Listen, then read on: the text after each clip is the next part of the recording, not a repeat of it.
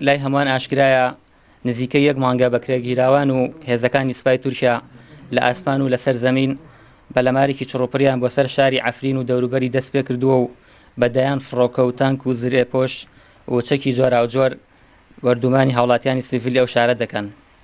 بۆ هێشەوە سەدان هاوڵاتی مەدەنی لە ژن و پیا و منداڵ و پیر بوونەتە قوربانی و بەناحەق خوێنیان دەڕژێنرێت. ئەو پەلەمارانەی تورکیا لە کاتێکدایە وڵاتانی زلهێز جگە لە بێدەنگی هیچ هەڵوێستێکیان نییە. بۆیە ئێمە لە ڕێکخراوی لاوانی سۆشیال دیموکراتی کورد دەنگی خۆمان دەخێنە پاڵتەواوی دەنگی ناڕەزایەکانی گەلی کورد بۆ شەرمەزاریکردن و ئیدانەکردنی داگیرکاریەکانی تورکیا بۆ سەر عەفرین و داوا لە ڕای گشتی جیهان و ڕێکخراوی نەتەوەیەکگرتوەکان و وڵاتانی دیموکرات خواست دەکەین هەرچی زووە هەڵوێستی خۆیان هەڵوێستی ڕوونیان هەبێت و ڕێگری بکەن لە داگیرکاریەکانی تورکیا بۆ ئەوەی چیدی خەڵکی سیڤیل نەبنە قوربانی و شەهید و بریندار نەبن. لەوە زیاتر سیمای شارستانی دێرینی عەفرین نەشێوێنرێت. سەرکەوتن بۆ ئیرادەی خۆراگری گەلی عەفرین و شەرمەزاری بۆ فاشیست و دیکتاتۆریەت. سەردانی ئۆفیسی ئێمەیان کرد بۆ ئەوەی خەڵاتی ڕێزلێنان لە بەرخۆدانی یەکینەکانی پاراستنی گەل بەرخۆدانی یەکینەکانی پاراستنی ژن ڕێز لە خەباتی ئەوان و بەرخۆدانی ئەوان بگرن.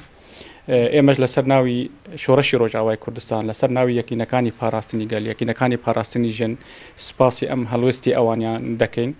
دیارە ئەمە مەساجێکە بۆ داگیرکەرانی هەر چوار پارچەی کوردستان کە ئەم بەڕێزانە دەڵێن لە هەر چی پەرچایەکی کوردستان بێ هەموو گەنجین کوردستان هەمومان یەکینەکانی پاراستنی گەلن هەمومان یەکینەکانی پاراستنی ژنن هەمومان پاڵپشتی ئەم بەرخۆدانە دەکەن لە عەفرین و بە هیچ شێوازێک ناهێلن بەرخۆدانی عەفرین شکست بهێنێ.